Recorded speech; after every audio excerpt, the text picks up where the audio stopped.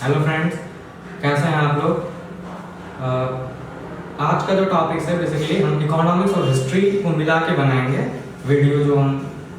और साथ में एक और चीज़ है कि जिन लोगों ने 10th क्लास हो गया है जिनका, और जिनको जो है 11th एंट्रेंस के लिए तैयारी करनी है, तो एक वीडियो ये जो मैं अपलोड करूँगा अभी, जो मैं बना रहा हूँ, तो उन लोगों के लिए बहुत फ़ायदेमंद है।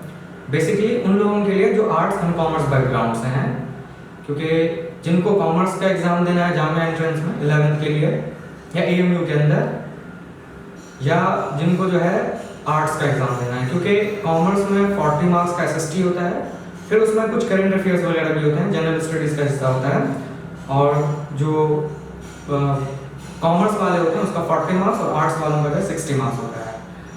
उसके बाद जिन लोगों ने 12th क्लास कंप्लीट कर लिया, अब उनको जो है कॉलेज लेवल के एग्ज़ाम्स को देना है, जैसे ग्रेजुएशन में तो बीए इकोनॉमिक्स वगैरह का हो गया, या हिस्ट्री वगैरह का, या पॉलिटिकल साइंस वगैरह का। तो जो हम आज टॉपिक कवर करेंगे, तो इससे सवाल कई आते हैं एग्जाम के अंदर, अगर आप क्वेश्चन पेपर देंगे होंगे तो हम इसको जो है समझने की कोशिश करेंगे कि क्या क्या चीज़ें हैं। उसके अलावा और भी जितने भी कॉम्पिटिशन एग्जाम्स होते हैं उन लोगों के लिए भी फ़ायदेमंद है, क्योंकि कोई भी टॉपिक्स पर जब हम वीडियो बनाते हैं तो जाहिर सी बात है उसका कॉम्पिटिटिव लेवल एग्जाम से तो रिलेशन होता ही है, और फिर आप 11th-12th में भी जब पढ़ाई कर रहे हैं तो आपको इसका फ़ायदा होगा।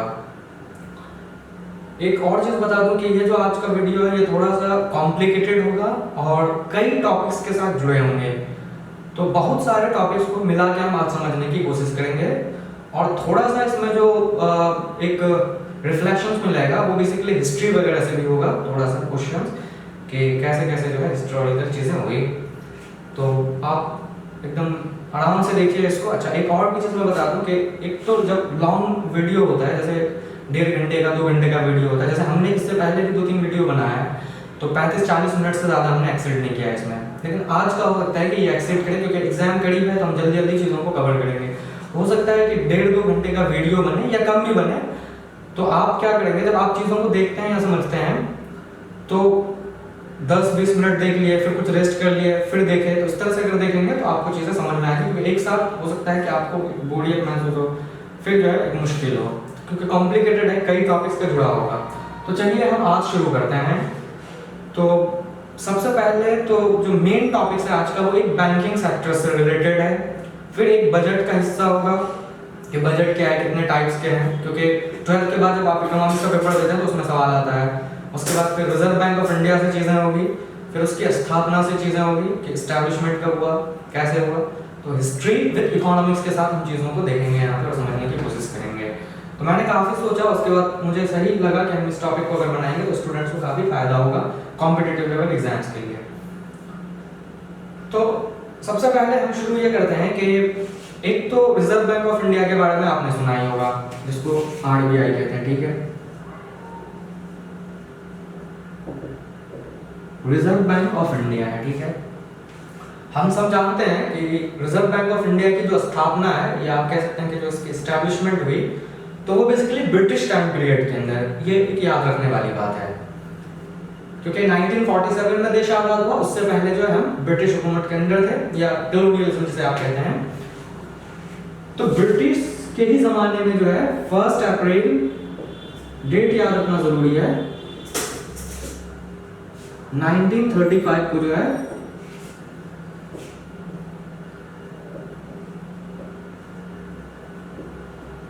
रिजर्व बैंक ऑफ इंडिया की स्थापना में, एस्टैब्लिशमेंट कहते हैं, 1 अप्रैल 1935। हालांकि रिजर्व बैंक ऑफ इंडिया को लोग इंपीरियल बैंक कहते थे, क्योंकि ब्रिटिश का जो है टर्मिनोलॉजी ज़्यादा इस्तेमाल होता था, इंपीरियलिज्म ब्रिटिश हुकूमत, तो एक इंपीरियल डिज़ाइन कर रहे बैंक बनाया गया था। और जो है, और सबसे ये इम्पोर्टेंट बात है कि इसकी स्थापना आपको सबको पता है कि जो प्लेस है बेसिकली वो बॉम्बे के अंदर।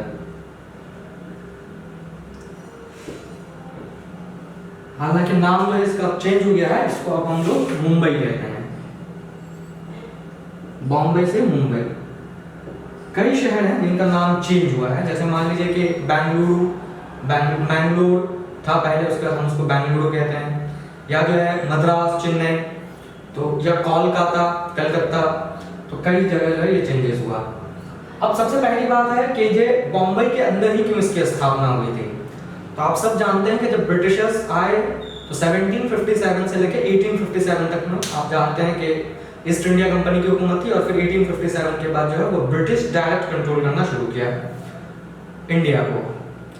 तो उन लोगों ने पूरे हिंदुस्तान को जो है 3 प्रेसिडेंसी में जो है वो डिवाइड कर दिया था। 3 प्रेसिडेंसी का मतलब होता है, अगर आज के जबान में हम कहें तो प्रेसिडेंसी मतलब स्टेट से कहीं ज्यादा था उस वक्त, क्योंकि कई सारे स्टेट्स को मिला के एक प्रेसिडेंसी होता था। तो 3 मेन प्रेसिडेंसी था जैसा कि आप जानते हैं। तो पहला प्रेसिडेंसी जो है वो कोलकाता था,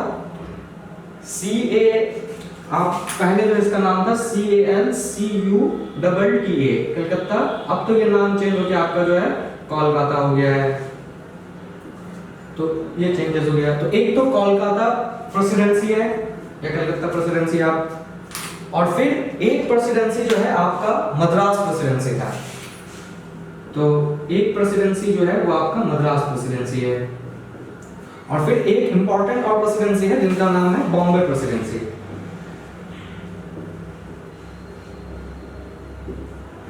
तो अगर आप इसको इंडिया के मैप में देखने की कोशिश करें तो इंडिया के मैप में आपको अगर पता है तो ये जो है बेसिकली ये बंगाल प्रेसिडेंसी है, और बहुत सारे एरियाज के ऊपर ये बंगाल के द्वारा इसको कंट्रोल किया जा रहा था। फिर नीचे में आपका मद्रास प्रेसिडेंसी है, बहुत सारे एरिया जो मद्रास प्रेसिडेंसी के अंदर था, और यहाँ पे जो है वो एक बॉम्बे है जो बॉम्बे प्रेसिडेंसी के तहत था और एरिया कंट्रोल किया जा रहा था। तो कई स्टेट्स, आज के कई स्टेट्स को मिला के एक प्रेसिडेंसी होता था, और मेन जो हेड था वो बॉम्बे था, वहां से चीजें कंट्रोल होती थी। सबको पता है कि ब्रिटिशर्स के टाइम में पहले जो कैपिटल था इंडिया का वो कोलकाता था, और बाद में 1911 में जो है वो कोलकाता से कैपिटल को ट्रांसफर करके जो है 1911 में वो न्यू दिल्ली जो है वो डिजाइन करके वहां पे ट्रांसफर करके, और फिर इंडिया का जो कैपिटल है वो न्यू दिल्ली है। आज भी इंडिया का कैपिटल न्यू दिल्ली है। लेकिन ब्रिटिशर्स के टाइम में भी जो कैपिटल भारत का था, एक तो पॉलिटिकल कैपिटल होता है जहाँ पे पॉलिटिकल चीजों से रिलेटेड जो चीजें होती है उसको देखा जाता है, पार्लियामेंट होते हैं, और फिर वहाँ पे सारे लीडर्स बैठते हैं, लोकसभा राज्यसभा वगैरह। और फिर एक देश का इकोनॉमिकल कैपिटल होता है जो आर्थिक व्यवस्था के ऊपर डिस्कस होता है कि इकोनॉमी को कैसे चलाया जाए, तो इन सब चीजों के ऊपर होता है। तो ब्रिटिशर्स के टाइम में भी जो है बॉम्बे एक इकोनॉमिकल कैपिटल था भारत के अंदर, और फिर बाद में 1911 में जो है वो दिल्ली पॉलिटिकल कैपिटल के तौर पे था, economical as well as political capital. आज भी भारत के अंदर यही सिचुएशंस है। इंडिया का जो पॉलिटिकल कैपिटल है वो न्यू दिल्ली है, और फिर इकोनॉमिकल कैपिटल अगर हम माने तो वो आपका जो है आज मुंबई है या बॉम्बे है।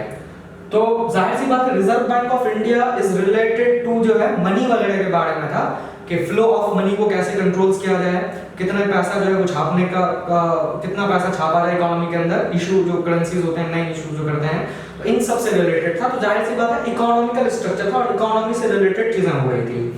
तो वही चीज आज भी है, आज भी इंडिया के अंदर जो है मुंबई कैपिटल है। इसीलिए जो है ब्रिटिशर्स ने रिजर्व बैंक ऑफ इंडिया को जो है बॉम्बे के अंदर स्थापित किया, और यहां से जो है चीजें शुरू हुई। ठीक है, तो स्टेट्स जो है वो कम है इन एरिया वाइज, और प्रेसिडेंसी का एरिया जो है वो ज्यादा है। ठीक है,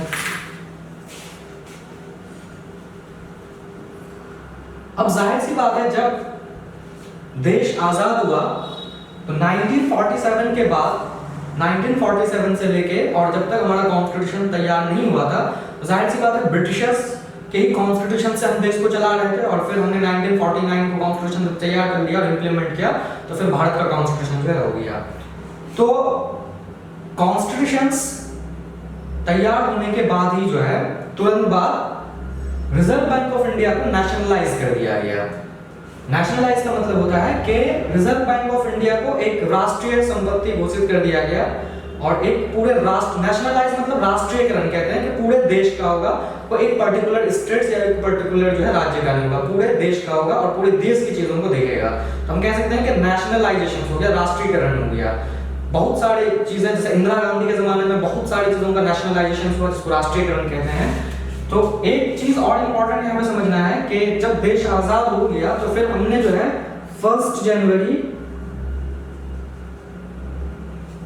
1949 को रिजर्व बैंक ऑफ इंडिया को नेशनलाइज कर दिया। नेशनलाइज का मतलब राष्ट्रीयकरण हो गया इनका। नेशनलाइज्ड, क्योंकि देश में कॉन्स्टिट्यूशन आ गया और सब कुछ अपने पास हो गया, तो इस तरह से जो है वो चीजें हमारे पास हो गई।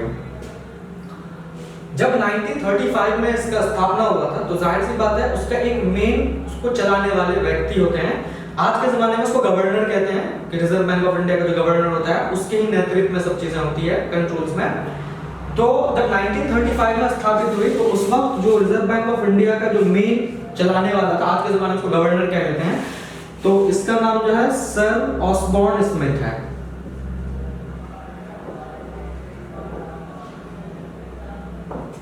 सर यानी सर ऑसबॉर्न स्मिथ जो है पहला गवर्नर था किसका, रिजर्व बैंक ऑफ इंडिया का। हालांकि अंग्रेज था और ब्रिटिशर्स के शासन था। 1 जनवरी 1949 से जो है वो चीजें शुरू हुई भारत के अंदर। अभी जो प्रेजेंट गवर्नर है रिजर्व बैंक ऑफ इंडिया का, क्योंकि कई दफा सवाल पूछ लेते हैं, जैसे आप करंट अफेयर्स अगर है टॉपिक्स के अंदर तो करंट अफेयर्स में भी सवाल होता है, जनरल स्टडीज का भी हिस्सा होता है, या मान लीजिए कि 11 का दे रहे हैं तो वहां पे भी कभी एग्जाम्स में पूछ लेता है। तो जो प्रेजेंट अभी रिजर्व बैंक ऑफ इंडिया का गवर्नर है उसका नाम है शक्तिकांता दास। शक्तिकांता दास जो है प्रेजेंट गवर्नर है रिजर्व बैंक ऑफ इंडिया का।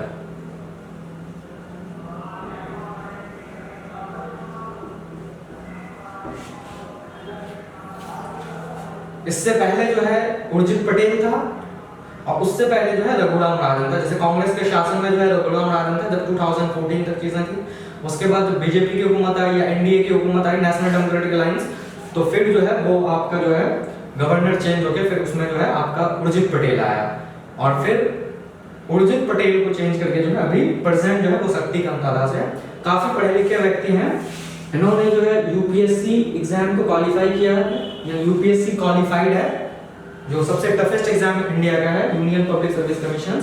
और यूपीएससी में जो इनका मेन ओहदा है, मतलब जो रैंकिंग थी, तो उसके हिसाब से इसको जो है आईएएस मिला था। आईएएस का मतलब इंडियन एडमिनिस्ट्रेटिव सर्विस, क्योंकि जब यूपीएससी होता है तो उसके हिसाब से रैंक होता है, जो सबसे टॉप रैंक होता है तो उनको इंडियन एडमिनिस्ट्रेटिव सर्विस होता है। फिर उसके नीचे आईपीएस होता है, इंडियन पुलिस सर्विस। उसके बाद फिर उसके नीचे जो है आपका आईएफएस होता है, फॉरेन सर्विस, फिर आईआरएस होता है। तो इस तरह से रैंकिंग के हिसाब से जो है वो आपको दिया जाता है। तो आईएएस जो है इनका मेन था, इंडियन एडमिनिस्ट्रेटिव, जो सबसे ऊंचे पद का है, हिंदुस्तान के जो प्रशासन चलाने के जो ब्यूरोक्रेट्स वगैरह, आईएएस। तो शक्तिकांता दास यूपीएससी क्वालिफाइड और आईएएस इकोनॉमिक्स के स्टूडेंट हैं, दिल्ली यूनिवर्सिटी से पढ़ाए गए हैं। तो प्रेजेंट जो governor reserve Bank of India का वो शक्तिकांता दास है। तो आपको याद रखना, क्योंकि बाद में सवाल पूछ लेते हैं एग्जाम्स के अंदर। और दूसरी बात यह है कि रिजर्व बैंक ऑफ इंडिया जो है वो एक इंडिपेंडेंट बॉडी है।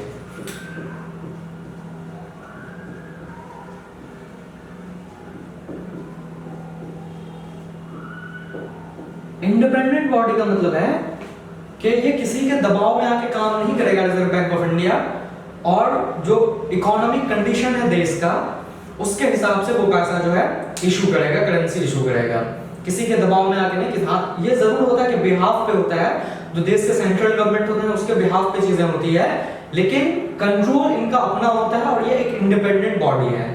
भारत के अंदर 3 मेन इंडिपेंडेंट बॉडी है। एक तो रिजर्व बैंक ऑफ इंडिया का जो गवर्नर है, फिर आपका जो चुनाव आयोग है, इलेक्शन कमीशन ऑफ इंडिया, हम अभी लिखवाएंगे उसको भी, और फिर आपका जो है chief justice of India, CJI जो है सुप्रीम कोर्ट का जो चीफ जस्टिस है, वो भी एक इंडिपेंडेंट बॉडी है। जैसे अभी एनवी रामाना जो है वो चीफ जस्टिस है इंडिया का, ये करंट अफेयर्स वगैरह में पूछ लेते हैं। या चुनाव आयोग जो है इलेक्शन कमिश्नर ऑफ इंडिया जो प्रेजेंट जो इलेक्शन कमिश्नर है श्री सुशील चंद्रा नाम है इनका। तो ये 3 इंडिपेंडेंट बॉडी हैं, बिहाफ पे जरूर काम करती है, लेकिन इनको जो है अपना डिसीजंस लेने का कुछ हद तक इनको खुद मुख्तारी होती है, इंडिपेंडेंसी होती है। तो एक इंडिपेंडेंट बॉडी है।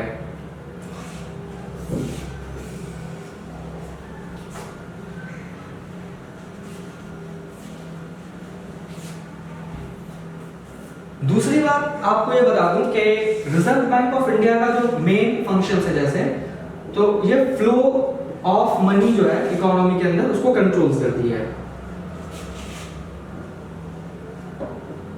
फ्लो ऑफ मनी को कंट्रोल्स, मतलब कितना एक पर्टिकुलर पॉइंट ऑफ टाइम में, एक पर्टिकुलर पॉइंट ऑफ टाइम में एक अर्थव्यवस्था में कितनी पैसा होना चाहिए, ये चीजें आरबीआई लेती है। बार दफा ऐसा होता है कि इकोनॉमी में ज्यादा पैसा होता है जिससे महंगाई बढ़ जाती है, बहुत सारे कारण होता है। तो एक कारण ये भी होता है महंगाई बढ़ने का कि ज्यादा इनकम हो जाए, लोगों के पास डिमांड ज्यादा हो जाए, तो वो भी एक महंगाई होती है, जिसके वजह से ये कुछ ऐसे तरकीब लेके आते हैं जिससे इकोनॉमी से पैसा को जो है विड्रॉ किया जाए, मतलब वापस लिया जाए उसको। कैसे वो हम देखेंगे, क्योंकि उसमें CRR वगैरह या SLR का कॉन्सेप्ट है, हम उसको भी देखेंगे अभी। तो एक तो RBI का काम है कि जितना भी मनी फ्लो करता है इकोनॉमी के अंदर उसको कंट्रोल करने की कोशिश करता है।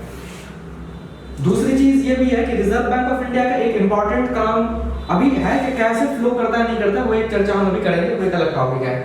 मोटे मोटे तौर पे देखते हैं कि RBI का क्या काम है।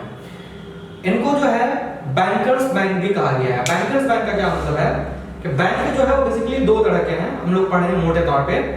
तो एक कमर्शियल बैंक होती है और एक जो है आपका सेंट्रल बैंक है।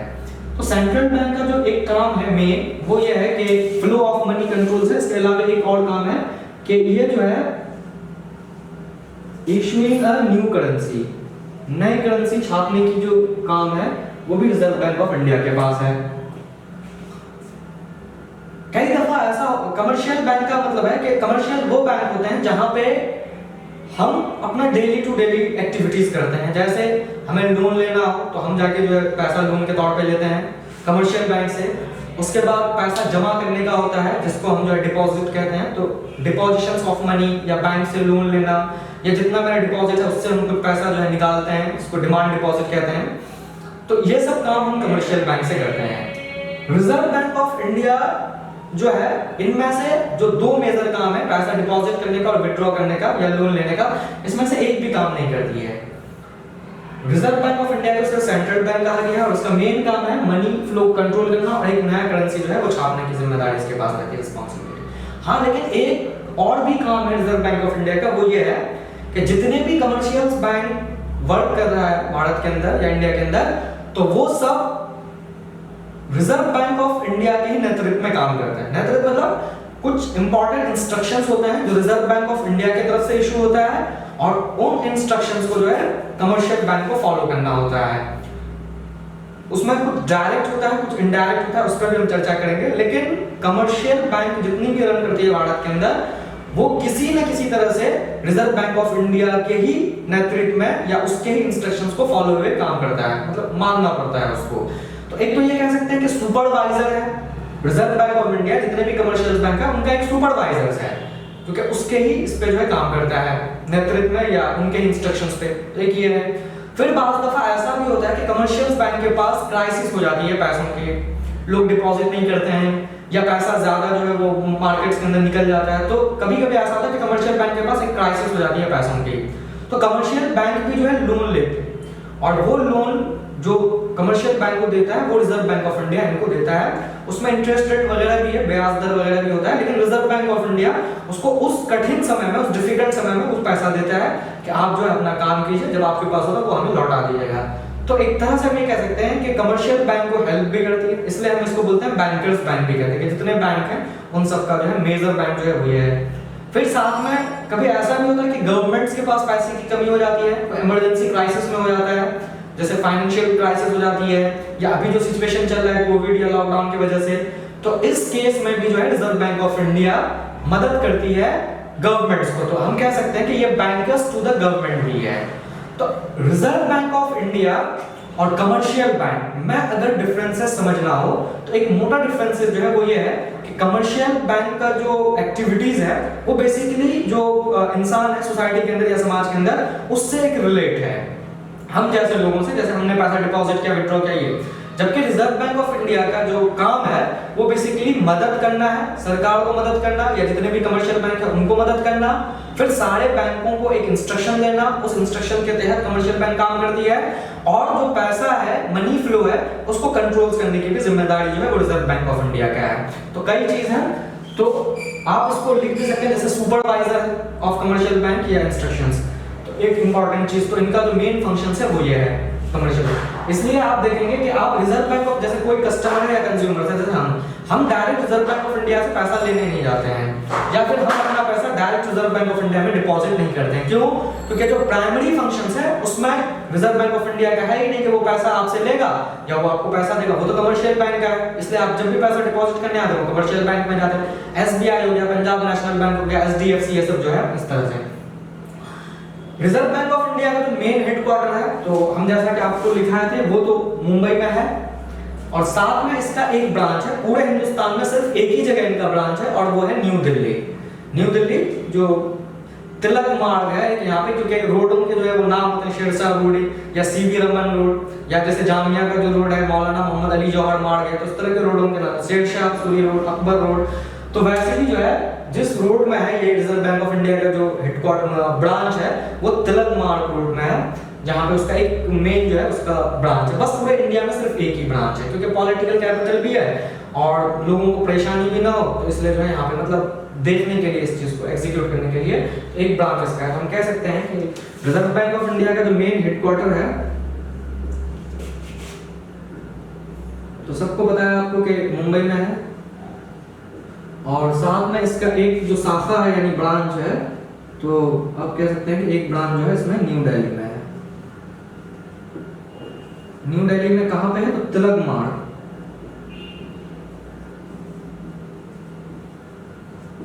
रास्ता तिलक मार्ग है। तो ये जो है कुछ इंपॉर्टेंट इंफॉर्मेशन जो आपको समझना है कॉम्पिटिशन्स के लिए, ठीक है। सेकंड चीज देखते हैं क्या है इसमें।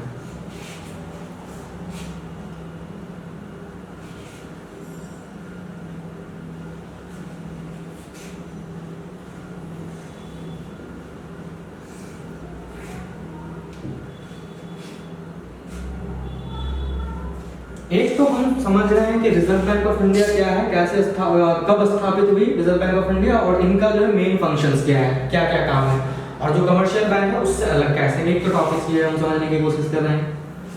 साथ में एक और चीज समझना है, क्योंकि लिंकेज है दोनों टॉपिक्स का, इसलिए हम यहाँ पे एक टॉपिक्स और लिख रहे हैं जिसको हम बजट कहते हैं, ठीक है। हम सब जानते हैं बजट, बजट सुने भी हैं बहुत ज्यादा। एक तो घर का बजट होता है कि कितना पैसा कोचिंग में खर्च करना है, कितना पैसा जो है स्कूल फीस देना है, घर की क्या है, हेल्थ फैसिलिटीज के लिए कितना पैसा रखना है, बीमारी ये सब के लिए, तो एक अपना घर का बजट तैयार होता है, नॉर्मल बजट हम तैयार करते हैं। फिर वैसे एक देश का पूरा बजट होता है। तो बजट में दो मेन इंपॉर्टेंट कंपोनेंट्स होते हैं, और उस दोनों मेन इंपॉर्टेंट कंपोनेंट्स जो है वो बजट हम तैयार करते हैं। इसके अंदर एक इंपॉर्टेंट चीज है इनकम, या हम इसको बोलते हैं रिसीप्ट, क्योंकि इस टॉपिक और उस टॉपिक का कुछ लिंकेज है। और आज का जो सिचुएशन है हम वो समझेंगे कि रिजर्व बैंक ऑफ इंडिया जो कमर्शियल बैंक को उसको इंस्ट्रक्शन दिया कि आप ज्यादा पैसा लोन जो है वो दीजिए, तो वो ऐसा क्यों, इनकम या रिसीप्ट कहते हैं। और एक चीज इसके अंदर होता है एक्सपेंडिचर।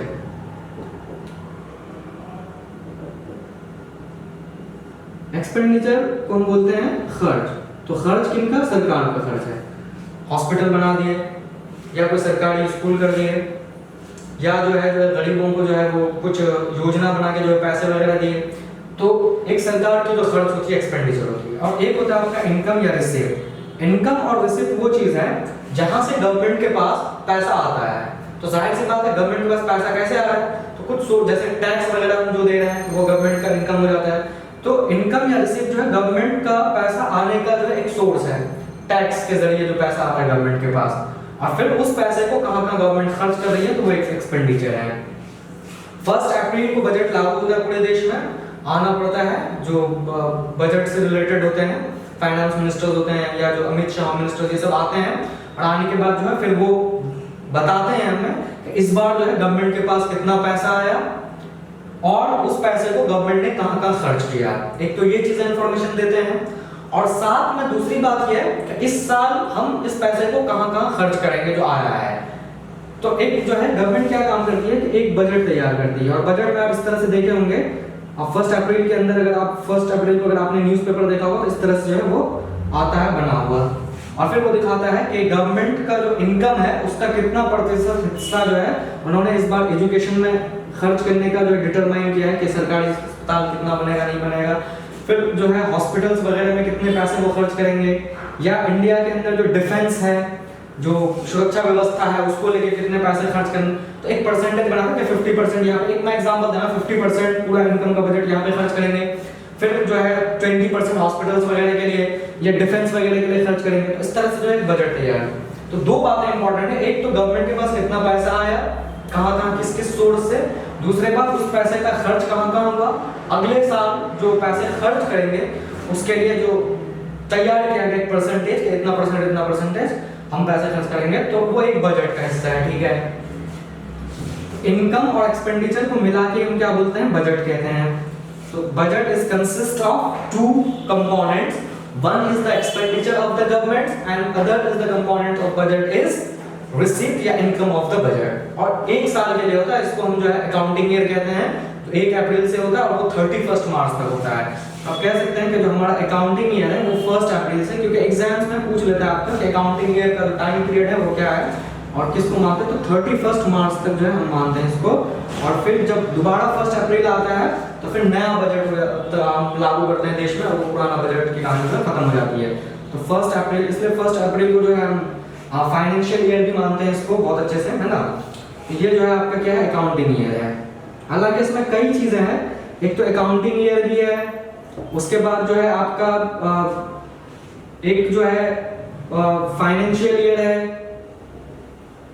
और एक आपने सुना होगा फिस्कल ईयर है। ये सब चीज जो है रिलेटेड बजट से, इनकम और एक्सपेंडिचर से है।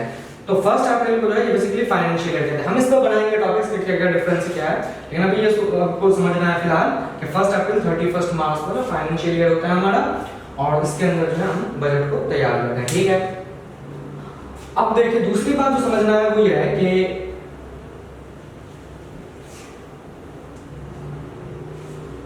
बजट को क्लासिफाई किया गया है। क्लासिफाई मतलब कि डिफरेंट टाइप्स ऑफ बजट है। जैसे मान लीजिए कि एक तो यह है कि जब हम बनाते हैं बजट तो हम ये तय कर लेते हैं कि कितना पैसा कहाँ खर्च करेंगे, हमें पता होता है, तो वो कहलाता है प्लान बजट। जैसे आपने घर में जब बजट बनाते हैं तो आप ये कर लेते हैं कि इस बार स्कूल्स में इतने पैसे खर्च होंगे, इस बार जो है ड्रेस वगैरह लेने में इतने पैसे, खाने पीने में, तो आपने जो है वो पूरा बना लिया। उसको प्लान बजट कहते हैं। क्या कहते हैं, प्लान बजट कहते हैं, जिसकी आपने पूरी प्लानिंग कर ली पहले से ही कि हम कहाँ पैसे खर्च करेंगे। फिर एक इसी तरह से जो होता है नॉन प्लान बजट होता है, हम इसको बोलते हैं नॉन प्लान बजट होता है, क्योंकि हम एक ब्रॉडर लेवल पे बात कर रहे हैं और गवर्नमेंट के बजट के बारे में बात कर रहे हैं, तो इसलिए हमें इस कंटेक्स्ट को समझना है। तो नॉन प्लान बजट क्या होता है, जिसकी प्लानिंग पहले से नहीं होता है। पहले से ये मतलब होता है कि जैसे मान लीजिए कि कुछ नेचुरल चीजें हैं जो अचानक से कभी भी हो सकता है, जिसके बारे में आपको खबर नहीं है, तो आप इसकी प्लानिंग कैसे करोगे पहले से। तो जो बजट के अंदर इंक्लूड तो चीजें होती है, लेकिन केवल इतना इंक्लूड नहीं होता कि कितना परसेंटेज पैसा खर्च करना है उसमें। जैसे सुनामी आ गई अचानक से, या अभी जैसे गुजरात और महाराष्ट्र वगैरह में जो आया था आपका साइक्लोन वगैरह, या बे ऑफ बंगाल में जो भी आया था, तो अब ये तो पता नहीं है ना कि वो साइक्लोन से या वो सुनामी से कितना ज्यादा नुकसान होगा। तो एंगल देखा जाता है या वो अमाउंट दिखाता है कि कितना ज्यादा डिस्ट्रक्शन हुआ है, चीजों का बर्बादी हुआ है, तो उस हिसाब से जो है वो पैसे वहां पे डिस्ट्रीब्यूट किया जाता है, लोगों को दिया जाता है, जिन जो नीडी पीपल्स होते हैं, जिनको जरूरत है, जिनके घर वगैरह तबाह हो गए हैं। तो इस चीज का पहले से पता नहीं होता है, क्योंकि नेचुरल चीजें कैसे आप, हाँ ये जरूर मालूम है कि अर्थक्वेक आता है हर साल और इस बार भी आएगा, या सुनामी आता है तो सुनामी आएगा, लेकिन किस अमाउंट पे डिस्ट्रक्शंस होगा, किस लेवल पे क्षतिग्रस्त होगी चीजें, ये तो हमें पता नहीं है। कौन कौन सा स्टेट ज्यादा अफेक्टेड होगा ये भी हमें पता नहीं है, क्योंकि महाराष्ट्र के साथ इस बार गुजरात भी बहुत ज्यादा अफेक्टेड हुआ इस बार का जो आया साइक्लोन, अरेबियन सी में या बाद में जो फिर बे ऑफ बंगाल में आया जो साइक्लोन, जिससे बंगाल भी काफी ज्यादा प्रभावित हुआ, उत्तर प्रदेश में भी इसका असर देखने को मिला, साथ में उड़ीसा तो था ही, उड़ीसा तो था ही, लेकिन कई स्टेट्स अफेक्टेड होते हैं, तो ये पहले से पता नहीं होता है। तो जो चीज पहले से पता न हो लेकिन ये मालूम है कि खर्च करना हो, तो वो नॉन प्लान बजट के हिस्सा होता है। तो ये क्लासिफिकेशन है। तो आपसे पूछ सकता है कि प्लान बजट या नॉन प्लान बजट क्या होता है, कोई एक एग्जांपल दे देगा आपको लिखने के लिए कि अर्थक्वेक जो है वो नॉन प्लान बजट का हिस्सा है या प्लान बजट का हिस्सा है जो उससे अफेक्टेड होगा। ऐसे सुनामी, साइक्लोन, ऐसे कई चीजें हो सकता है। तो एक तो क्लासिफिकेशन बजट का ये है, इस तरह से हम क्लासिफाई करते हैं बजट को। फिर सेकंड जो बजट को क्लासिफाई करने का है वो डेवलप्ड और आपका जो है नॉन डेवलप्ड तरीके से है। नॉन डेवलप्ड में क्या है, जैसे मान लीजिए कि एक तो हम कहते हैं कि एक तो डेवलप होता है आपका, ये प्लान है, ये डेवलप आपका बजट है, ठीक है, डेवलप्ड बजट है। और साथ में एक आपका जो होता है इसी से रिलेटेड जो होता है, एक होता है नॉन डेवलप्ड बजट होता है। ये नॉन प्लान बजट है, ये नॉन डेवलप्ड। देखिए दोनों में फर्क है, एकदम थोड़ा सा ही फर्क है आपको, लेकिन फर्क जरूर है। तो एग्जाम में कभी कभार बच्चा कंफ्यूज कर जाते हैं, स्टूडेंट कंफ्यूज कर जाते हैं कि किसके, तो समझ लें। डेवलप्ड प्लान का मतलब जहां पे बजट के अंदर पैसे जो हमने बताया कि वो सब डेवलपमेंट का काम के लिए खर्च करेंगे। जैसे मान लीजिए कि हमने जो है बता दिया बजट के अंदर कि इस बार इतनी सारी सरकारी हॉस्पिटल्स बनाएंगे तो ये डेवलप्ड है, क्योंकि हॉस्पिटल से डेवलपमेंट का ही काम होगा, हेल्थ फैसिलिटीज अच्छा होता है ताकि नेपाल के जो नीडी लोग हैं उनको मदद मिल सके और वो लोग सही तरीके से रह पाए। बांग्लादेश में भी हुआ तो हमने कुछ पैसा भेज दिया, हालांकि वो पैसा चला गया हमारी इकोनॉमी से, लेकिन उससे कोई इकोनॉमिक फायदा नहीं हुआ। हाँ, ये जरूर हुआ कि एक इमोशनल अटैचमेंट हुआ हमारा, क्योंकि पड़ोसी मुल्क है तो जाहिर सी बात है ख्याल तो हमें रखना ही होगा। सिर्फ पड़ोसी मुल्क का नहीं होता, कहीं पे भी हम मदद करते हैं, लेकिन जाहिर सी बात होगा ना कि पड़ोसी है, बहुत बीमार है, बहुत ज्यादा है, तो उनकी मदद करना हमारा ये फर्ज बनता है कि हम देखें चीजों को। तो इस किस्म का है, तो एक जो रिलेशंस है पड़ोसी मुल्कों के साथ वो एक बेहतर होता है और फ्यूचर में कुछ इसका गलत ना हो। अच्छा, बात दफा ऐसा भी होता है कि इंडिया में इस तरह की कुछ चीजें हो जाती है, अचानक से कोई साइक्लोन आ गया या बड़े लेवल का कोई जो है वो डिस्ट्रक्शन वगैरह बर्बादी हो गई, तो बाहर के कुछ कंट्रीज जो है वो हमें मदद कर देते हैं या आसपास के कुछ हमें मदद कर देते हैं, तो ये चलता रहता है। इसमें हमें ये उम्मीद नहीं करना होता कि हमने उसको दिया है तो वो भी हमें देगा। ये तो होता रहता है कि आपके पास ज्यादा हो तो आप दे दीजिए, लेकिन आप उम्मीद मत लगाइए कि वो भी हमें देगा कुछ, ठीक है। जिसका जितना होता है वो हेल्प करते रहते हैं। तो उस एंगल का ये होता है कि हमने ह्यूमैनिटी के तौर पे हम कह सकते हैं कि इंसानियत तो सबसे बड़ी चीज है, तो उस लेवल का पैसा हम जो है इस पे खर्च करते हैं। हालांकि ये खर्च है, लेकिन डेवलपमेंट करना, डेवलपमेंट एक इमोशनल रिलेशंस को अच्छा करने के लिए, अंतरराष्ट्रीय संबंध को मेंटेन रखने के लिए, बरकरार रखने के लिए, एक ह्यूमैनिटी को जिंदा रखने के लिए, उस लेवल का है। तो एक ये हिस्सा होता है बजट का। तो इस तरह से एक क्लासिफाई किया गया है कि किस तरह से हम बजट को जो क्लासिफाई करते हैं, ठीक है। तो कुछ भी पूछ लगा कि जैसे मान लीजिए कि एग्जाम्स के अंदर ये भी सवाल होता है कि जैसे अर्थक्वेक आ गया, एक पड़ोसी मुल्क है, मान लीजिए कि नेपाल के अंदर बहुत ज्यादा जो है वहां पे तबाही मच गया, या कोई और भी एक पड़ोसी बांग्लादेश के अंदर कुछ तबाही हो गई, या श्रीलंका के अंदर कुछ चीज हो गया, तो इंडियन गवर्नमेंट ने जो है इतना पैसा वहां के गवर्नमेंट को जो है हेल्प किया, वहां के गवर्नमेंट को जो है मदद किया, इतना पैसा वहां पे दे दिया। तो ये कौन सा हिस्सा होगा बजट का, कौन सा हिस्सा होगा, नॉन प्लान बजट के अंदर आएगा या नॉन डेवलपमेंट बजट के अंदर आएगा, या प्लान बजट के अंदर आएगा, या डेवलपमेंट बजट के अंदर आएगा। तो अगर इस तरह से आप कॉन्सेप्ट्स को सही करेंगे तो आप वहां पे जो है टिक करेंगे कि आपका क्या उत्तर होगा, आंसर सही होगा। एक तो ये इंपॉर्टेंट चीज है, क्योंकि हम जो बजट आपको यहाँ पे समझा रहे हैं अभी या समझने की कोशिश कर रहे हैं, इसका लिंकेज आरबीआई या रिजर्व बैंक ऑफ इंडिया से है, तो इसलिए हम इसको बेहतर तरीके से चीजों को समझ रहे हैं। अब देखिए क्या होता है,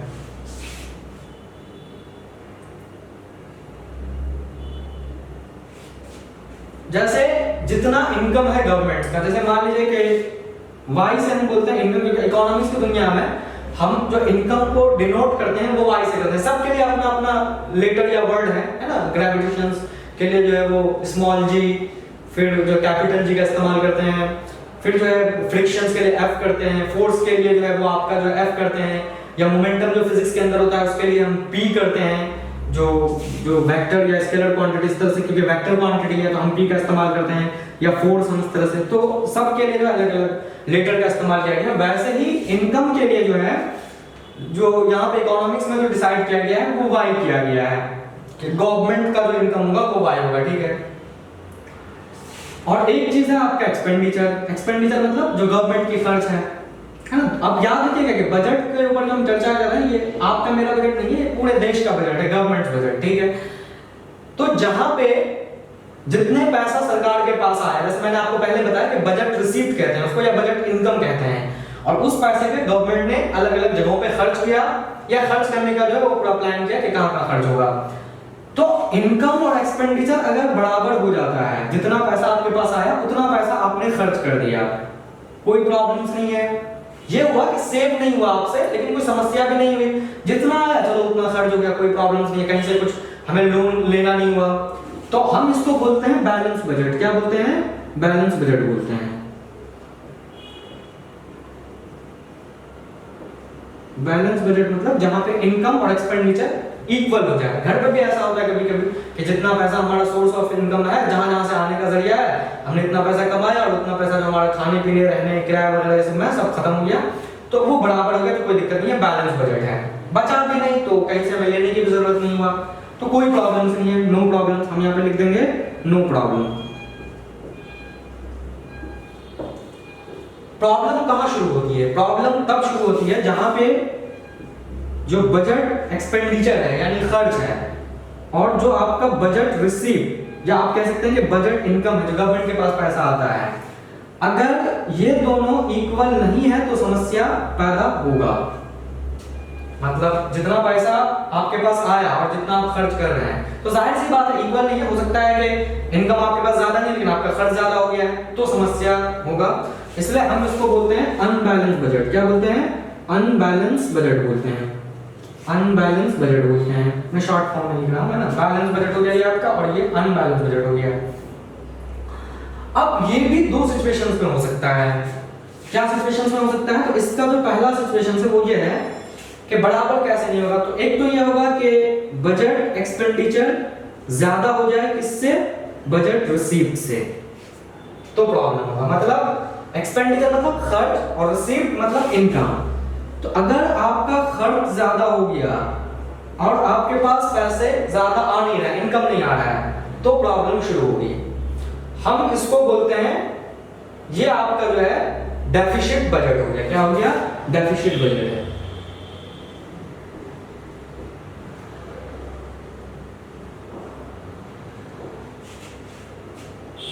और इससे बहुत ज्यादा प्रॉब्लम पैदा होता है, ठीक है।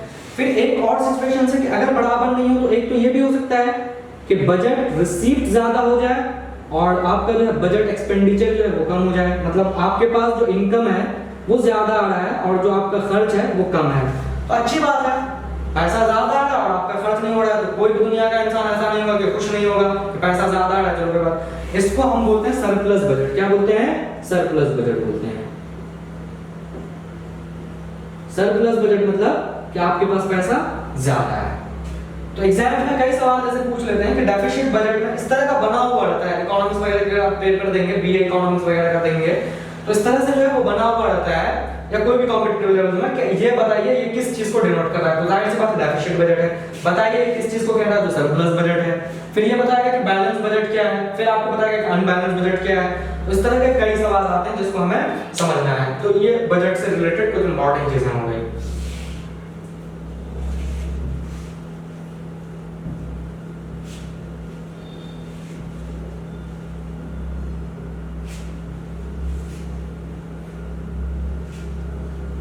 अब देखिए मेन जो चीज है कि हम दोनों को जो है यहाँ पे लिंकेज करेंगे, वो कैसे करेंगे समझते हैं। एक तो हो गया आपका reserve Bank of India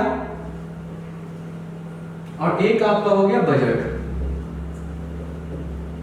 versus तो नहीं होगा, reserve Bank of India budget, और इससे रिलेटेड जो पॉलिसीज होगा उसको हम समझेंगे, जो पॉलिसीज फॉर्मुलेट करते हैं, ठीक है।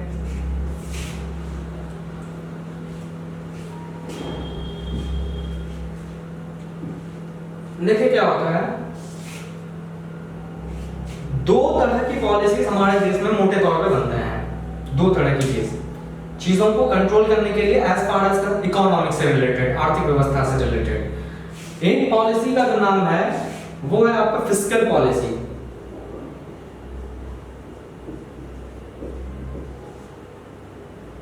इसको फिस्कल पॉलिसी कहते हैं, ठीक है। फिस्कल पॉलिसी को हम और दूसरे लैंग्वेज में कह सकते हैं बजटरी पॉलिसी, ठीक है। और ये पॉलिसी कहां से? तो ये बजट से चीजें होती है ना। और इसको बनाने वाले जो होते हैं वो गवर्नमेंट्स होता है ना। फिर एक चीज आपका होता है कि रिजर्व बैंक ऑफ इंडिया भी कुछ पॉलिसी बनाती है, ठीक है। तो रिजर्व बैंक ऑफ इंडिया का जो पॉलिसी है उसको हम मॉनेटरी पॉलिसी कहते हैं। मॉनेटरी पॉलिसी मतलब मनी से रिलेटेड चीजें होती है, मनी के संबंध में जितनी भी चीजें होता है, कितना पैसा खर्च होना चाहिए, वो सब जो है रिजर्व बैंक ऑफ इंडिया, तो हम इसको जो है मॉनेटरी पॉलिसी कहते हैं, ठीक है। अब जो इंपॉर्टेंस समझना है वो ये है कि जब भी फिस्कल पॉलिसी, जैसे हम आपको अभी पढ़ाए थे, बजट पॉलिसी होता है, जैसे एजुकेशन में कितना पैसा खर्च करना है, कितने पैसे आए नहीं आए, वो सब चीजें जो है आप बताना होता है देश की जनता को। तो बजटरी पॉलिसी या फिस्कल पॉलिसी, फिस्कल पॉलिसी या बजटरी पॉलिसी में कुछ भी अगर चेंज होता है तो उसका असर जो है इकोनॉमी में या अर्थव्यवस्था में तुरंत देखने को नहीं मिलता है। एक लंबे समय के बाद जो उसका असर होता है, चाहे पॉजिटिव सेंस में हो या नेगेटिव सेंस में हो, तो देखने को मिलता है। तो हम इसलिए फिस्कल पॉलिसी या बजटरी पॉलिसी को बोलते हैं लॉन्ग टर्म पॉलिसी।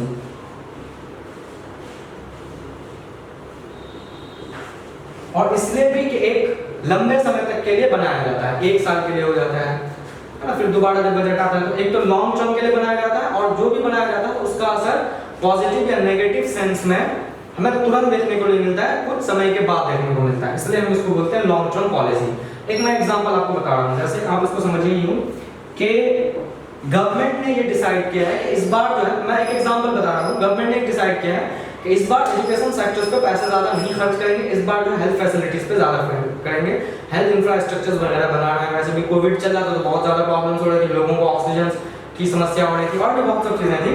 तो हम इस बार जो है पैसा ज्यादा हेल्थ या जो हेल्थ से रिलेटेड इंफ्रास्ट्रक्चर है उस पे करेंगे, एजुकेशन पे हम कम करेंगे, एजुकेशन पे अगले साल करेंगे। तो अब जाहिर सी बात है जब एजुकेशन पे पैसे नहीं खर्च करेंगे तो जो लोग सरकारी स्कूल्स में जाते हैं या जो सरकारी स्कूल्स में अपना पढ़ाई लिखाई करते हैं तो एक कमी हो जाएगी, क्योंकि सरकारी स्कूल्स है नहीं, तो जो गरीब लोग हैं या जो काफी रूरल लोग हैं वो लोग कैसे पढ़ेंगे, प्राइवेट स्कूल्स में फीस देने के लिए इतना है नहीं, तो फिर धीरे धीरे वो पढ़ना बंद कर देगा। और जाहिर सी बात है जैसे नहीं पढ़ेंगे तो आपको पता ही है इसका सोसाइटी में कितना गलत असर होगा। तो एक इस तरह से जो है लोग पढ़ना लिखना फिर धीरे धीरे छोड़ देंगे, क्योंकि उसको प्राइवेट में इतना पैसा देने का होगा नहीं। इसका असर एक लंबे समय के बाद देखने को मिलेगा। और अगर मान लीजिए कि एजुकेशन में बहुत अच्छे पैसे खर्च कर रहे हैं, काफी ज्यादा पैसे खर्च हो रहे हैं, काफी स्कूल्स बन रही है, काफी ये सब जो है सरकारी स्कूल्स बनवा रहे हैं, तो लोग पढ़ रहे हैं तो जाहिर सी बात है पहले से ज्यादा लिटरेसी रेट बेहतर हुआ है, अब ज्यादा लोग पढ़े लिखे हैं, अवेयरनेस ज्यादा हो गया है, तो एक जागरूकता आएगी और लोग ज्यादा से ज्यादा पढ़ेंगे। तो एक तो पॉजिटिव सेंस में भी है इसका और एक नेगेटिव सेंस में भी है। मैं सिर्फ एग्जाम मैं नहीं कह रहा हूं कि इस बार एजुकेशन में कम पैसे खर्च हुआ, मैं केवल एक एग्जांपल देके आपको समझा रहा हूं कि इस तरह की भी चीजें होती है इसके अंदर, ठीक है। तो यहाँ पे हो गया। अब मॉनेटरी पॉलिसी के अंदर क्या है, मॉनेटरी पॉलिसी को हम बेसिकली बोलते हैं short term policy. Short term का मतलब होता है कि एक कम समय के लिए ये चीजें होती है। जैसे देखिए मॉनेटरी पॉलिसी कुछ भी होगा, आरबीआई ने एक कोई पॉलिसी बनाई, ठीक है, 10 दिन के बाद वो पॉलिसी चेंज हो गया।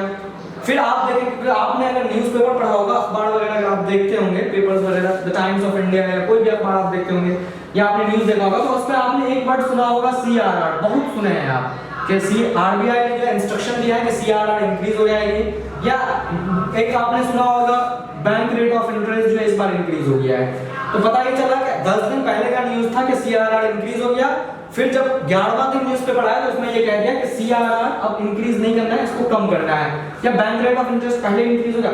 सीआरआर क्या है, इंक्रीज डिक्रीज क्या होता है वो हम बनाएंगे, लेकिन मैं एक एग्जांपल बता रहा हूं आपको कि 10 दिन 15 दिन में ही इसके अंदर चेंज होता है, तब्दील कर देता है इसको, कि पहले कुछ और पॉलिसी था अब कुछ और है। फिर और ये तो मैंने 10 दिन 15 दिन आपको ज्यादा ही बताया, ये 2-3 दिन में भी चेंज कर सकते हैं, एक हफ्ते के अंदर अंदर चेंज हो जाता है। आप देखिए कि मंडे को कुछ और खबर छपी है, इंक्रीज हो गया, फिर अगले मंडे जब आइएगा तो देखिएगा सीआरआर डिक्रीज हो गया।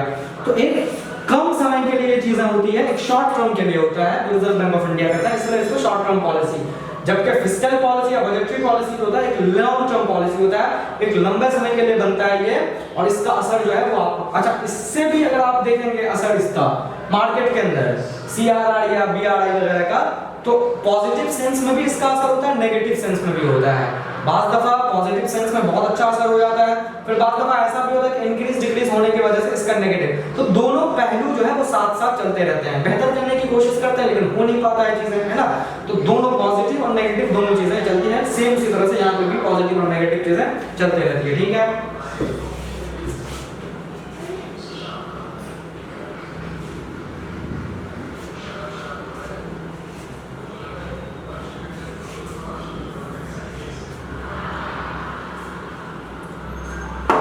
एक चीज और होता है यहाँ पे कि आपने अगर पढ़ा होगा तो चैप्टर्स डिमांड एंड सप्लाई ये सब आप लोग देखे होंगे और समझे भी होंगे।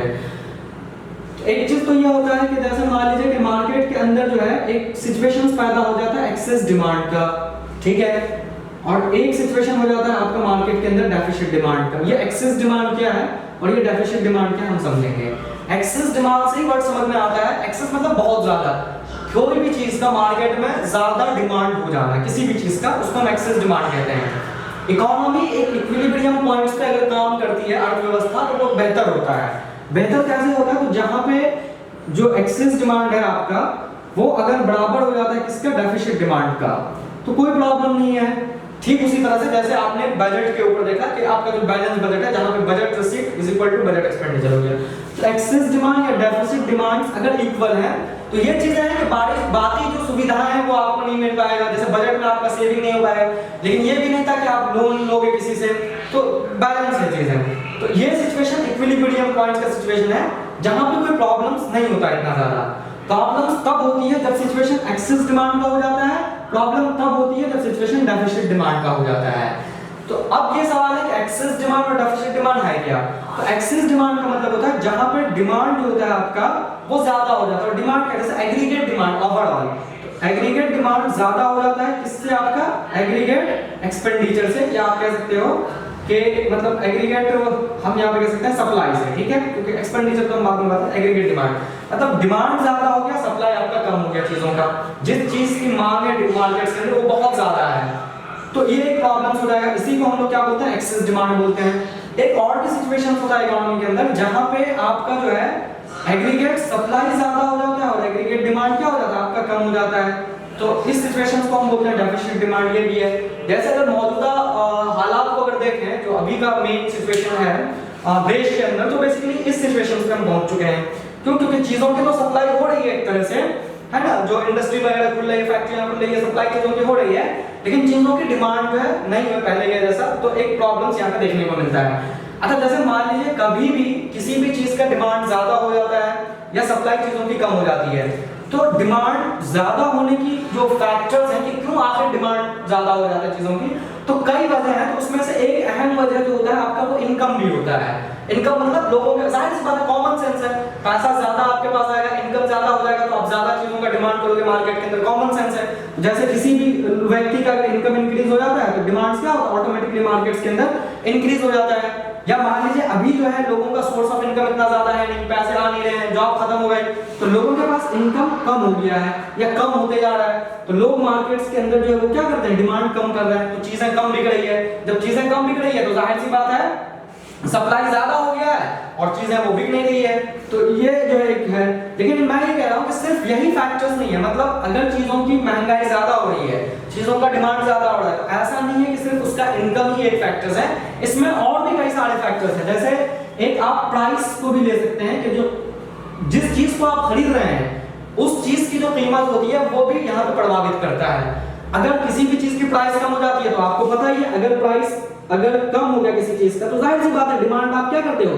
ज्यादा करते हो, ज्यादा आप उस चीज को परचेज करने की कोशिश करते हो। हालांकि इसमें क्वालिटी भी है कि अगर सिर्फ प्राइस कम है लेकिन क्वालिटी खराब है तो एक क्वालिटी भी फैक्टर्स रहता है इसमें, तो प्राइस भी एक फैक्टर्स है।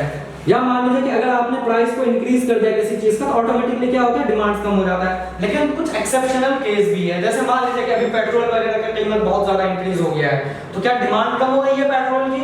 डिमांड नहीं हुई है कम। क्यों? क्योंकि इसमें एक रिक्वायरमेंट भी देखा जाता है कि किस चीज का कहां पे ज्यादा जरूरत है, क्योंकि पेट्रोल एक एसेंशियल कमोडिटीज में मानते हैं, क्योंकि ऑफिस जाना होता है, गाड़ी वगैरह का इस्तेमाल करना होता है, तो इसके वजह से नहीं होता है। तो अगर किसी भी चीज का डिमांड इंक्रीज हो रहा है ना मार्केट के अंदर या इकोनॉमी में, तो उसमें सिर्फ इनकम या सिर्फ प्राइस ही काम नहीं करता है, बल्कि और भी अन्य फैक्टर्स हैं उसके अंदर, अदर फैक्टर्स हैं। लेकिन फिलहाल हमें इनकम को लेकर समझना है क्योंकि आरबीआई की कुछ मॉनेटरी पॉलिसी को हमें डिस्कस करना है, तो हम इनकम को मेन मुद्दा लेकर समझेंगे, तो इसलिए हमें जो है ज्यादा फोकस करना है इनकम। इनकम भी फैक्टर्स हैं चीजों की कीमत को, चीजों की डिमांड मार्केट में बढ़ाने में। लेकिन ये कहना कि सिर्फ इनकम ही फैक्टर्स है तो ये गलत है, क्योंकि सिर्फ इनकम ही फैक्टर्स है ये तो कोई बात नहीं है, क्योंकि इनकम के अलावा भी फैक्टर्स है। हाँ, ये जरूर है कि इनकम भी एक फैक्टर्स है, तो ही और भी में फर्क है, इनकम ही और इनकम भी दोनों में फर्क है, ठीक है। तो हम अब देखते हैं कि मॉनेटरी पॉलिसी में क्या है। तो रिजर्व बैंक ऑफ इंडिया कुछ पॉलिसी बनाती है, जैसा कि मैंने आपको पहले ही बताया, जो कि शॉर्ट टर्म पॉलिसी होता है, उस पॉलिसी का नाम होता है मॉनेटरी पॉलिसी। तो हम सबसे पहले यहाँ पे लिख लेते हैं कि रिजर्व बैंक ऑफ इंडिया कुछ पॉलिसी फॉर्मुलेट करती है, जो भारतीय रिजर्व बैंक ऑफ इंडिया है, और उस पॉलिसी का नाम है मॉनेटरी पॉलिसी। और आपको पता ही है कि monetary policy basically short term policy होता है, ठीक है, मॉनेटरी पॉलिसी। अच्छा, इस मॉनेटरी पॉलिसी का मेन ऑब्जेक्टिव्स क्या है? जैसे हम अगर फंडामेंटल राइट्स का आपने वीडियो देखा होगा तो हम उस पे ऑब्जेक्टिव्स पे ज्यादा ध्यान देते हैं कि अगर आप किसी चीज के ऑब्जेक्टिव को समझ लेते हैं कि ऐसा क्यों हुआ है, आप जब उसकी वजह जान लेंगे ना तो फिर आपको बातें समझ में आएगी और फिर आप ये डिसाइड करोगे कि चीजें सही हुई या गलत हुई या नहीं होना चाहिए या होना चाहिए, वो बाद में।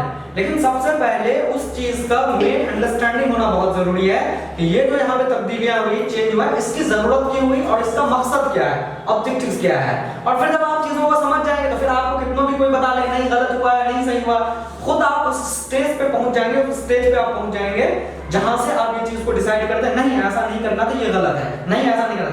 1 करोड़ आदमी आपको क्यों ना बोले कि नहीं नहीं ये तो गलत था भाई, क्योंकि आप एक बेहतर पोजीशन पे होंगे चीजों को समझने के लिए। तो जब ऑब्जेक्टिव को समझ लेते हैं तो सारी परेशानी खत्म हो जाती है कि मकसद क्या है। तो मॉनेटरी पॉलिसी जो रिजर्व बैंक ऑफ इंडिया ने स्ट्रक्चर्ड किया या फॉर्मुलेट किया या बनाया, तो इसका मेन मुद्दा क्या था? इसका मुद्दा ये है मॉनेटरी पॉलिसी का, दोनों जगह होती है चीजें। चाहे तो ये होता है कि अगर लोगों के पास इनकम ज्यादा हो जाए, ठीक है, तो हम जैसा कि आपको पता है कि चीजों की महंगाई ज्यादा हो जाएगी, डिमांड ज्यादा हो जाएगा। और या फिर ऐसा भी हो सकता है कि लोगों के पास इनकम कम हो जाए तो चीजों की डिमांड कम हो जाएगी। तो जाहिर सी बात है जब चीजों की डिमांड कम होगी तो इंडस्ट्री फैक्ट्रियां बंद हो जाएंगे, और जब इंडस्ट्री फैक्ट्री बंद होगी तो लोग वर्कर्स वगैरह काम नहीं करेगा, तो फिर उन लोगों का रोजी रोटी कैसे चलेगा? तो ये भी चीजें ध्यान रखना होता है। तो अगर इनकम इंक्रीज हो जाए तो मॉनेटरी पॉलिसी से इस चीज को मेंटेन करने की कोशिश करते हैं, मेंटेन करने की कि महंगाई को कंट्रोल करने की कोशिश करते हैं। इकोनॉमी में जितना पैसा होना चाहिए एक पर्टिकुलर टाइम में, उससे ज्यादा अगर इकोनॉमी में पैसा हो जाता है तो इस तरह के सिचुएशंस क्रिएट हो सकते हैं। तो सिर्फ मॉनेटरी पॉलिसी से ये किया जाता है कि जो अर्थव्यवस्था में फ्लो ऑफ मनी है उसको एक बैलेंस तरीके से रखना और उसके ऊपर एक कंट्रोल रखना, एक उसके ऊपर जो है क्या कहते हैं नियंत्रण रखना हम कह सकते हैं। तो ये पॉलिसी रहता है। फिर बहुत दफा ऐसा भी होता है कि अगर अर्थव्यवस्था में लोगों के पास इनकम कम हो गया, पैसे कम हो गए, लोग मार्केट्स के अंदर खर्च नहीं करना चाह रहे हैं, डिमांड्स कम हो गई है, तो जाहिर सी बात है जो अदर सेक्शंस हैं, जो फैक्ट्री इंडस्ट्री के अंदर जो काम करने वाले लोग हैं, तो वो लोग तो गलत तरीके से अफेक्टेड होंगे। तो अब इस चीज को बैलेंस किया जाए कि लोगों के पास पैसा ज्यादा हो, फिर लोग जाके मार्केट्स में डिमांड करें, जब डिमांड करेगा तो वो चीजें फैक्ट्री इंडस्ट्री में बनेगा, और जब फैक्ट्री इंडस्ट्री में बनेगा वो चीजें तो जाहिर सी बात है जो वर्कर्स हैं, जो एम्प्लॉयर्स हैं, उनका डिमांड बढ़ेगा और फिर उनकी रोजी रोटी जो है वो चल पाएगी। तो चाहे इस सिचुएशंस में हो चाहे इस सिचुएशंस में हो, दोनों सिचुएशंस को एक कंट्रोल करने की कोशिश करते हैं और ये साथ में करने की कोशिश करते हैं कि इनकम और डिमांड जो है वो मार्केट्स के अंदर बराबर हो और एक इक्विलिब्रियम पॉइंट्स पे चीजें हो। तो जाहिर सी बात है इस चीज को करने के लिए कुछ तो करते होंगे, तो इससे जो पॉलिसी बनाते हैं तो उस पॉलिसी में कुछ इंपॉर्टेंट चीज हम देखेंगे।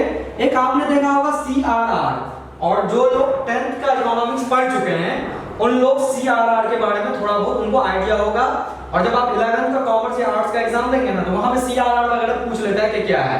फुल फॉर्म इसका कैश रिजर्व रेशियो है।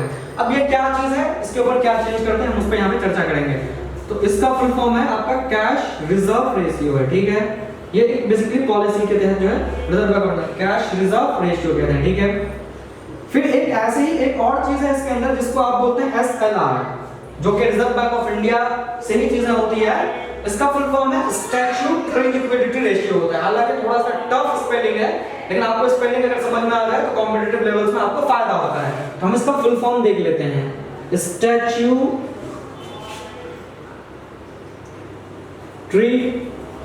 Liquidity ratio. याद रखने क्या है कि आप पहले स्टैच्यू याद रख लो, है ना, और फिर आप जो है बाकी का वर्ड लगा दो आपको, है ना। स्टैट्यूटरी लिक्विडिटी रेशियो होता है। फिर ऐसे ही एक पॉलिसीज के अंदर बनाता है बैंक रेट ऑफ इंटरेस्ट कहते हैं इसको, क्या कहते हैं, बैंक रेट ऑफ इंटरेस्ट। आपने सुना होगा ये सब वर्ड, और एग्जाम्स की वजह से भी जो है ये फायदा है, बैंक रेट ऑफ इंटरेस्ट, ठीक है। और एक वैसे ही आपका जो है मार्केट रेट ऑफ इंटरेस्ट है, MRI होता है, ठीक है, मार्केट रेट ऑफ इंटरेस्ट है।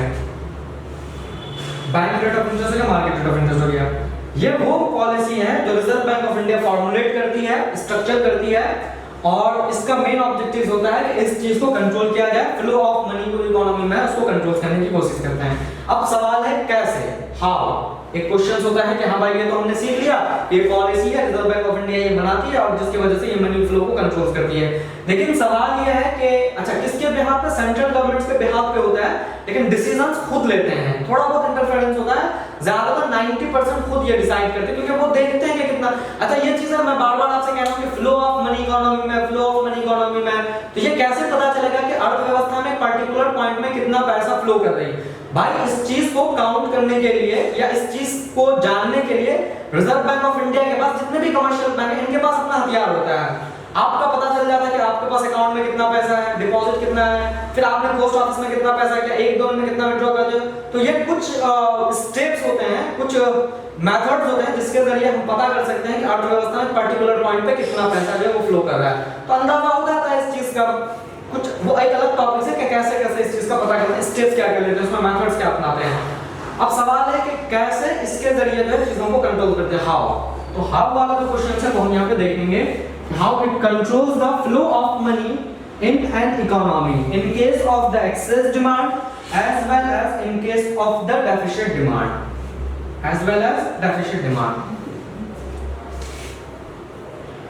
तो पहले हम कुछ लिख लेते हैं। जैसे मान लीजिए कि एक CRR है, ठीक है, एक मान लेते हैं कि SLR है, ठीक है, फिर एक मान लेते हैं कि आपका मार्केट रेट ऑफ इंटरेस्ट है, ठीक है, और फिर एक मान लेते हैं कि बैंक रेट ऑफ इंटरेस्ट है, और ये सब रिजर्व बैंक ऑफ इंडिया।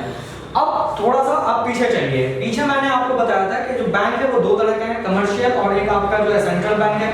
तो मैंने आपको ये बताया कि कमर्शियल बैंक का दो ही मेन फंक्शंस है, जो प्राइमरी फंक्शंस है, आपके डिपॉजिट को एक्सेप्ट करेगा और आप जब चाहे वहां से पैसा विड्रॉ कर सकते हैं। और दूसरी बात यह है कि आपको कभी भी अगर लोन लेने की जरूरत हो तो आप जो है उस बैंक से पैसा लोन के तौर पे लेते हैं। लेकिन ये चीजें सिर्फ कमर्शियल बैंक के साथ, रिजर्व बैंक नहीं, क्योंकि रिजर्व बैंक को तो अलग ही फंक्शंस आपने देखा, करेंसी इशू जो है वो न्यू करेंसी को इशू करना और ये सब चीजें। तो अब ये सवाल लेकिन ये है कि रिजर्व बैंक ऑफ इंडिया और जो जितने भी कमर्शियल बैंक है, जैसे मान लीजिए SBI है, एक कमर्शियल बैंक है, तो दोनों में कहीं ना कहीं लिंकेज है और ये जो SBI जो वर्क करती है वो इसके ही इंस्ट्रक्शंस पे करता है। तो अब इंस्ट्रक्शन जो होता है वो क्या क्या होता है, किस तरह के इंस्ट्रक्शन देते हैं और ये क्या चीजें देंगे। अब सुनिए क्या है। जैसे मान लीजिए कि हम एक कंज्यूमर हैं, ठीक है, या मान लीजिए कि हम एक कस्टमर हैं, कस्टमर कह लीजिए या कंज्यूमर कह लीजिए, क्योंकि इकोनॉमिक्स की दुनिया में कंज्यूमर और कस्टमर में ज्यादा कोई फर्क नहीं है, ठीक है, क्योंकि अर्थव्यवस्था से चीजों को रिलेट कर रहे हैं। तो जैसे मान लीजिए कि हम कंज्यूमर है या कस्टमर है और हमने क्या काम किया कि हम जो है कमर्शियल बैंक पहुंचे और हमने कुछ पैसा जो है वो बैंक में डिपॉजिट कर दिया। एज फॉर एग्जांपल मैं आपको बता रहा हूँ कि हमारे पास जो है वो 1000 रुपए है, ठीक है, तो हमने जाके जो है छोटा सा एग्जांपल लिया ताकि आपको चीजें समझ में आए, और हमने जाके जो है SBI में पैसा जमा कर दिया 1000, ठीक है, स्टेट बैंक ऑफ इंडिया के पास।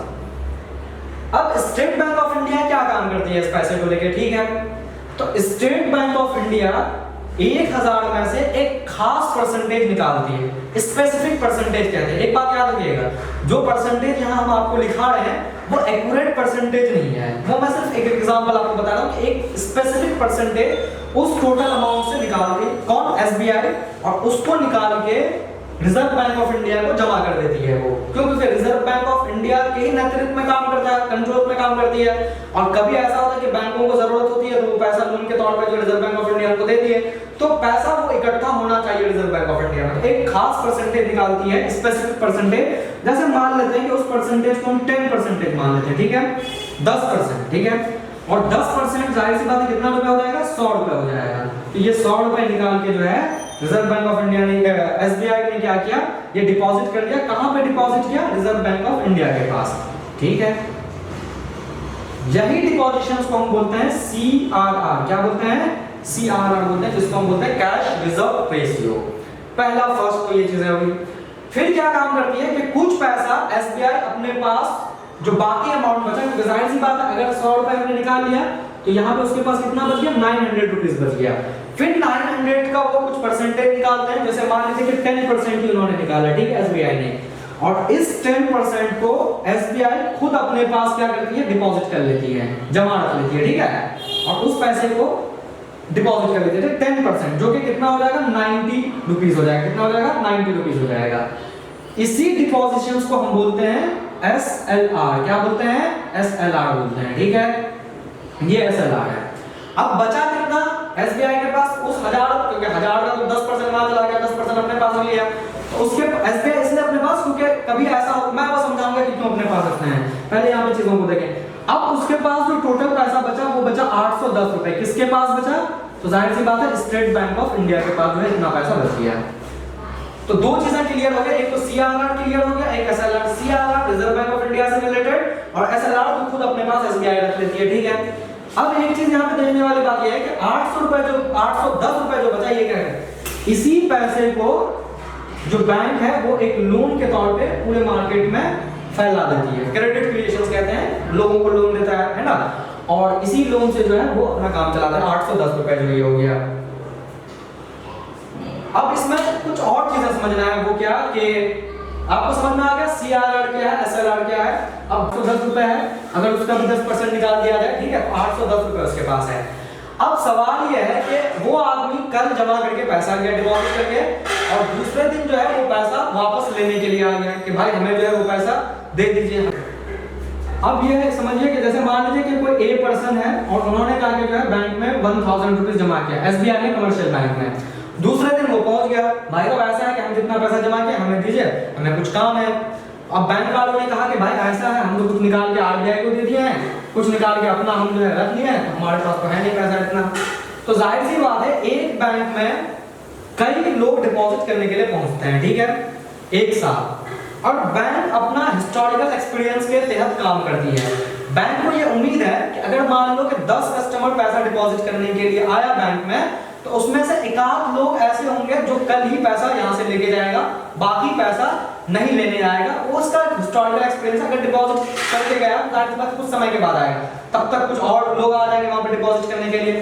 तो उस हिस्टोरिकल एक्सपीरियंस की वजह से जो है वो बैंक काम करे। बैंक को भरोसा है कि लोग नहीं आएंगे इतने जल्दी पैसा लेने के लिए, तो फिर इस तरह से जो है वो अपना बैंक, क्योंकि ऐसा भी तो होगा ना कि 810 रुपए होगा, तो इस 810 रुपए को तो वो अपने पास रखेगी नहीं, क्यों? क्योंकि उसको तो लोन्स के तौर पे जो है वो पैसा तो दे देगा दूसरे को, है कि नहीं है? तो जाहिर सी बात है पैसा तो एक भी बचा नहीं, वो आदमी पहुंच गया, तो जाहिर सी बात है B पर्सन भी तो वहां पे पहुंचा होगा, वो भी तो पैसा। भाई एक बैंक में ऐसा थोड़ी एक आदमी पहुंचता है, कितने सारे लोग एक साथ पहुंचते हैं, और उसमें से कुछ लोग पहुंचेंगे लेने के लिए, आप दो पहुंच गए दूसरे दिन ही, वरना पहुंचते नहीं है। तो बहुत, तो इसका पैसा इसको दे दिया जाएगा एक को। एक ये इंपॉर्टेंट हिस्टोरिकल एक्सपीरियंस के साथ ये बैंक काम कर रही है, ठीक है।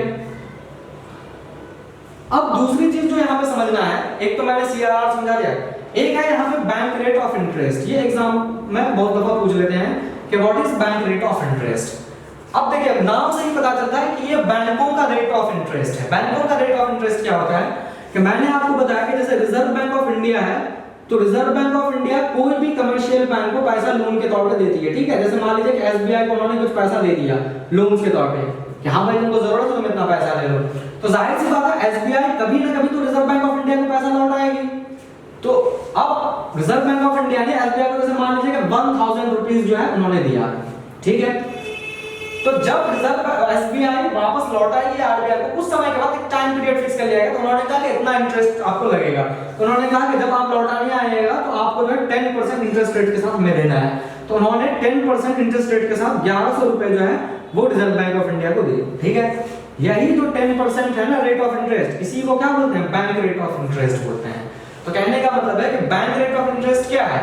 रिजर्व बैंक ऑफ इंडिया और जो कमर्शियल बैंक है उसके बीच का जो इंटरेस्ट रेट है, ब्याज दर है, उसको क्या बोलते हैं? उसको बोलते हैं बैंक रेट ऑफ इंटरेस्ट बोलते हैं, ठीक है। तो ये भी बात आपका क्लियर हो गया। तो आपने CRR को भी सीख लिया कि क्या है, फिर आपने SLR को भी सीख लिया कि क्या है, और फिर आपने बैंक रेट ऑफ इंटरेस्ट को भी सीख लिया कि क्या है। एक लास्ट है मार्केट रेट ऑफ इंटरेस्ट, इसको भी हम समझ लेते हैं। लेकिन ध्यान रखिएगा, हमने वहां वो जो सवाल था कि मॉनेटरी पॉलिसी से फ्लो ऑफ मनी को कैसे कंट्रोल करते हैं, हम वहां नहीं पहुंचे हैं अभी। उस सवाल को भी डिस्कस करना है कि कैसे। हम तो समझ रहे हैं कि ये सब चीजें क्या है और क्या क्या इसके अंदर होती है। जब हम इस चीज को समझ जाएंगे तो फिर आपको वहां पे समझ में मजा आएगा कि अच्छा इस तरह से जो है Reserve Bank of India monetary policy बनाती है और मनी फ्लो को जो है वो कंट्रोल करती है, ठीक है। एक लास्ट है, उसको भी समझ लेते हैं, जिसको हम बोलते हैं मार्केट रेट ऑफ इंटरेस्ट। जो हाफ वाला क्वेश्चन है उसको हम अभी नहीं समझे हैं।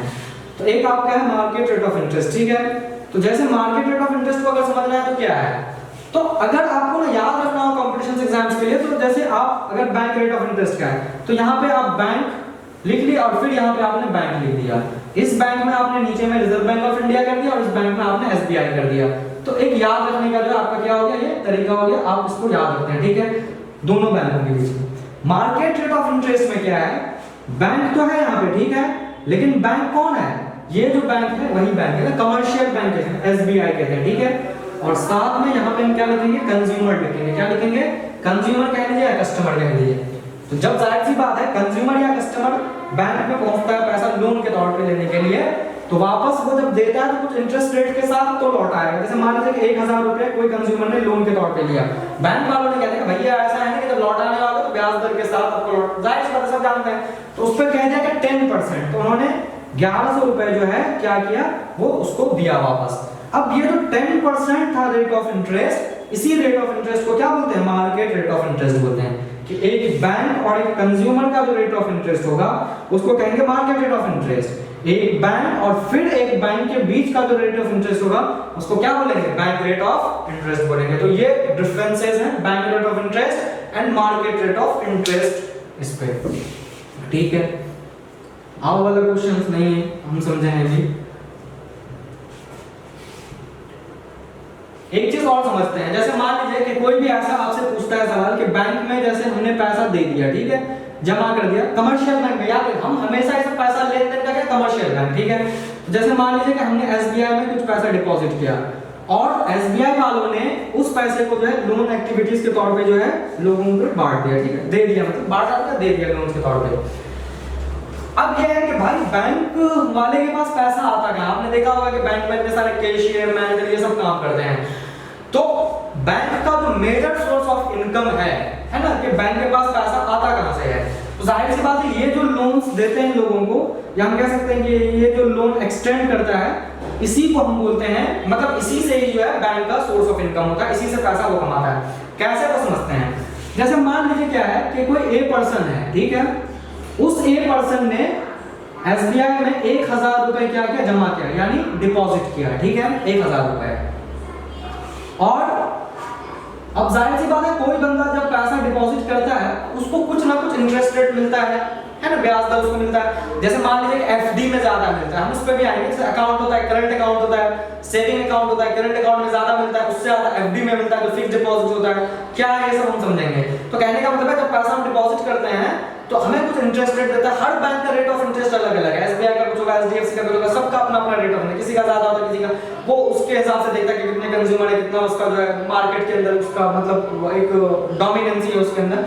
तो 1000 रुपया, तो बैंक ने हमको एक टाइम पीरियड दे दिया और कहा कि आप जब इस समय के बाद पैसे को लीजिएगा तो आपको इतना रेट ऑफ इंटरेस्ट होगा।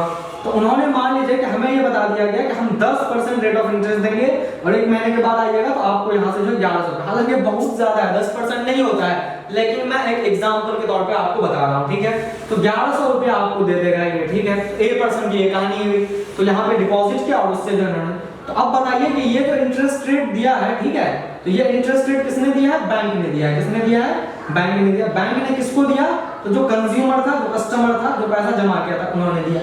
एक कहानी ये हो गई, कहानी नंबर 1। अब सेकंड और एक चीज यहाँ पे देख लीजिए, कोई एक बी पर्सन है, ठीक है, वो बी पर्सन पहुंचा SBI, state bank of India में, लेकिन अब सवाल है कि वो बंदा पैसा डिपॉजिट करने के लिए नहीं पहुंचा है, वो बंदा एसबीआई से पैसा लोन लेने के तौर पे पहुंचा है कि हमें जो है पैसा लोन के तौर पे चाहिए, और उन्होंने कहा कि हमें जो है पैसा 1000 रुपए चाहिए बैंक लोन। कहा कि ठीक है ले लो, लेकिन लौटाना तो पड़ेगा ही।